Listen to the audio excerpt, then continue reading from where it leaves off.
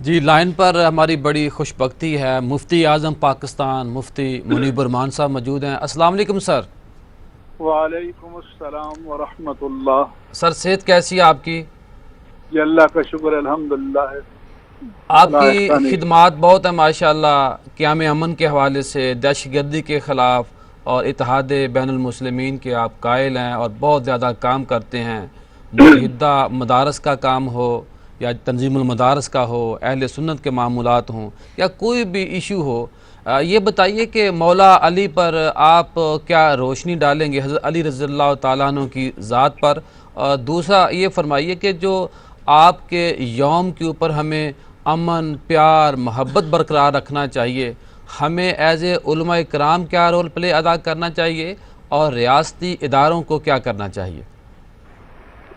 بسم اللہ الرحمن الرحیم۔ ختم المرسلین رحمت للعالمین سیدنا محمد الرسول اللہ صلی اللہ علیہ وآلہ وسلم کے چوتھے خلیفہ راشد امیر المؤمنین حضرت علی المرتضی رضی اللہ تعالی عنہ وکرم اللہ تعالی وجہہ الکریم بہت سی خصوصیات اور امتیازات کے حامل ہیں،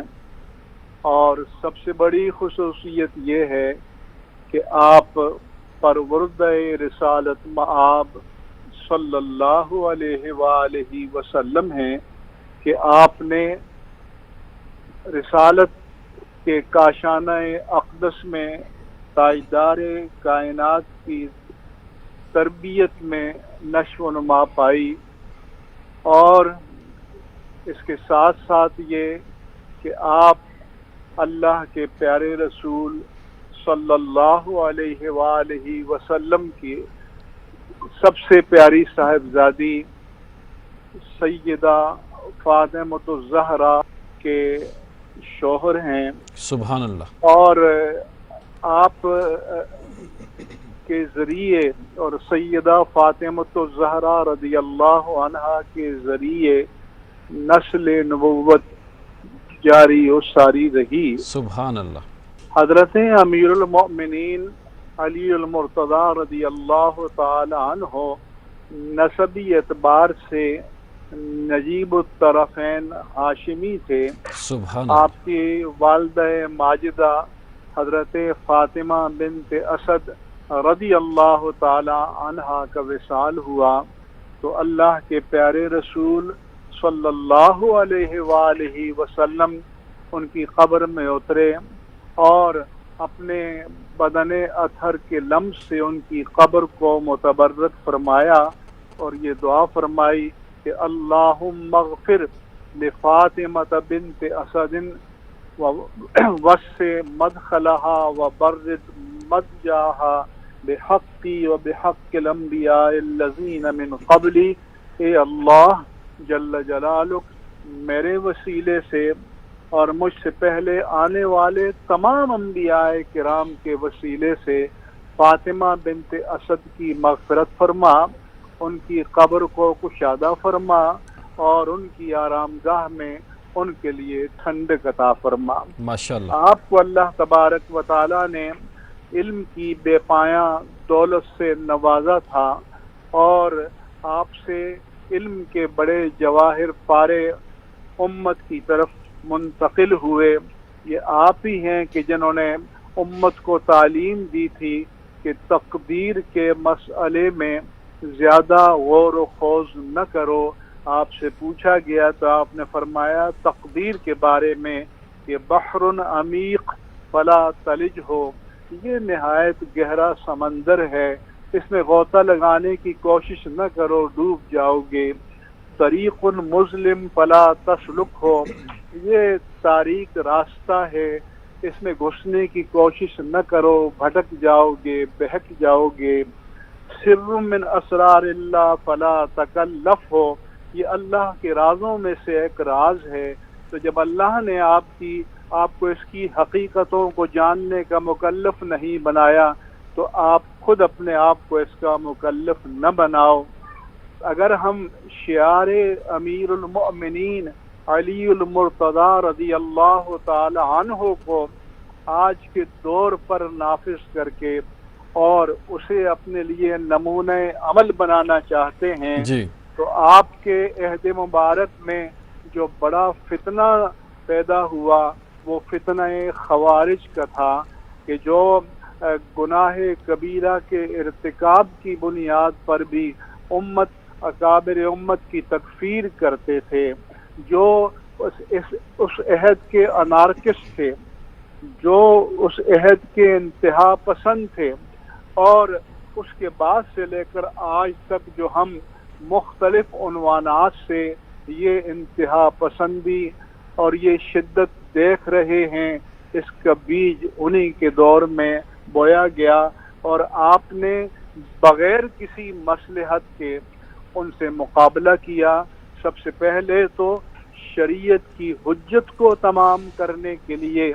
آپ نے حضرت عبداللہ بن عباس رضی اللہ عنہ کو ان کے پاس بھیجا، اور انہوں نے ان کے تمام اشکالات کا جواب دلائل سے دیا۔ پھر بھی باز نہ آئے تو امیر المؤمنین علی المرتضی رضی اللہ تعالی عنہ خود گئے اور ان پر اللہ کی حجت کو قائم کیا، لیکن یہ اس دور کے انارکسٹ تھے،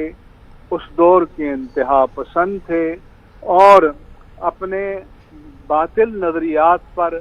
اڑ جانے والے اور ڈٹ جانے والے اور آخری حد سے گزر جانے والے تھے، اور انہی کے بارے میں اللہ کے رسول نے فرمایا تھا کہ وہ قرآن کی تلاوت کریں گے لیکن ان کے حلق سے نیچے نہیں اترے گا، اللہ وہ نمازیں پڑھیں گے تو ان کی نمازوں کے مقابلے میں تم اپنی نمازوں کو حقیر جانو گے، ان کے روزوں کے مقابلے میں اپنے روزوں کو حقیر جانو گے،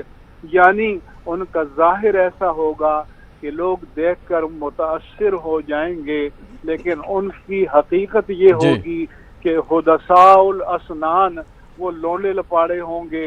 سفہاء الاحلام وہ عقل سے بے بہرہ ہوں گے، یقولون من خیر قول البریہ وہ اپنی باتوں کو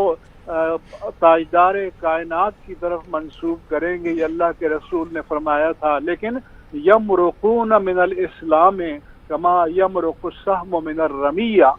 کہ وہ اسلام سے اس تیزی سے نکل جائیں گے کہ جیسے ایک گولی کسی کے بدن سے نکل جائے اور اس پر خون کا کوئی دھبا اور کوئی داغ نہ آئے۔ حضور نے فرمایا کہ یہ اس طرح اسلام سے نکلیں گے، اور فرمایا میرے آقا و مولا صلی اللہ علیہ وآلہ وسلم نے کہ ایمان ان کے حلق سے نیچے نہیں اترے گا، فَأَيْنَمَا لَقِيتُمُوهُمْ فَاقْتُلُوهُمْ فَإِنْ قَتْلَهُمْ أَجْرٌ لِمَنْ قَتَلَهُمْ يَوْمَ الْقِيَامَةِ، کہ تم جہاں کہیں بھی پاؤ انہیں قتل کرو، یعنی جی انہیں اپنے باطل نظریات سے رجوع کرنے کا موقع دو، ان پر اللہ کی حجت کو تمام کرو، لیکن حجت الہیہ قائم ہونے کے باوجود جب اپنے باطل نظریات سے وہ باز نہ آئیں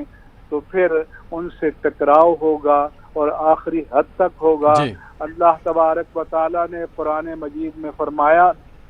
کہ وَإِن طَائِفَتَانِ مِنَ الْمُؤْمِنِينَ اقْتَتَلُوا، کہ اگر مسلمانوں کے دو گروہ آپس میں لڑ پڑیں تو فرمایا کہ مِنَ الْمُؤْمِنِينَ اقْتَتَلُوا فَقَاتِلُوا الَّتِي تَبْغِي حَتَّى تَفِيءَ إِلَىٰ أَمْرِ اللَّهِ، جو ان میں سے آمادہ بغاوت ہے اس سے تم مقاتلہ کرو یہاں تک کہ وہ سرنڈر کر کے اللہ کے حکم کو تسلیم کرنے کی طرف لوٹ آئیں، فَإِنْ فَاتَ، اگر وہ لوٹ آتے ہیں تو الحمدللہ، فَبِهَا، بہت اچھی بات ہے، جی فَأَصْلِحُوا بَيْنَهُمَا بِالْعَدْلِ وَأَقْسِطُوا، ان کے درمیان عدل و انصاف کے ساتھ صلح کرو، ان اللہ یحب المقسطین، بے شک اللہ انصاف کرنے والوں کو پسند کرتا ہے۔ جی حضرت علی المرتضی رضی اللہ عنہ سے پوچھا گیا اہم مشرکون ہم، کیا یہ لوگ مشرک ہیں؟ فرمایا کہ فروا من الشرک، یہ تو شرک سے بھاگ کر اسلام میں آئے تھے۔ اور پھر پوچھا گیا کہ کیا یہ کافر ہیں؟ فرمایا کہ نہیں۔ تو پھر فرمایا کہ فمن ہم، یہ کون ہیں؟ آپ نے فرمایا کہ اخواننا بغوا علینا، یہ ہمارے بھائی ہیں جنہوں نے ہم پر بغاوت کی ہے۔ اور باغیوں کے لیے جو شعار قرآن مجید نے سورہ الحجرات کی آیہ مبارکہ میں بتایا ہے، وہی سنت مصطفیٰ ہے جی صلی اللہ علیہ وسلم، وہی سنت امیر المؤمنین علی المرتضیٰ ہے، اور وہی آج بھی راستہ ہے کہ جو مسلمانوں کی جمعیت کے خلاف، جی مسلمانوں کی ملت کے خلاف، امت کے خلاف، وحدت کے خلاف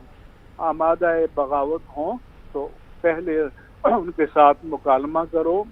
ان پر اللہ کی حجت کو قائم کرو۔ اگر وہ رجوع کریں تو الحمدللہ،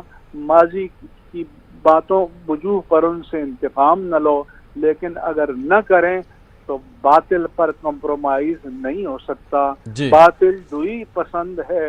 حق لا شریک ہے، شرکت میان ہے، حق و باطل نہ کر قبول۔ اس لیے میں کہا کرتا ہوں کہ باطل کے کئی چہرے ہو سکتے ہیں، باطل کے کئی رخ ہو سکتے ہیں، باطل کی کئی تعویلیں ہو سکتی ہیں، لیکن حق کا چہرہ ایک ہوتا ہے، جی اور اس میں کوئی تضاد، کوئی کنٹرڈکشن، کوئی ٹکراؤ نہیں ہوتا۔ آج امت اسی مشکل سے دوچار ہے جس سے حضرت علی المرتضیٰ رضی اللہ عنہ کو واسطہ پڑا تھا، جی اور پھر آپ نے جنگ نہروان میں اور حرورہ میں ان کے ساتھ مقابلہ کیا، قلع قمع کیا، اور ان پر غلبہ پایا، اور انہی میں سے ایک بدقسمت اور بد نصیب عبد الرحمن ملجم نے امیر المومنین حضرت علی المرتضیٰ رضی اللہ عنہ کو شہید کیا، اور انہی کی ذریت تاریخ کے مختلف ادوار میں مختلف عنوان کے ساتھ اور مختلف حوالوں کے ساتھ آتی رہی ہے، اور امت کو تقسیم در تقسیم کرتی رہی مفتی ہے۔ صاحب بہت شکریہ، بڑی مہربانی آپ کی، بہت شکریہ جی۔ علامہ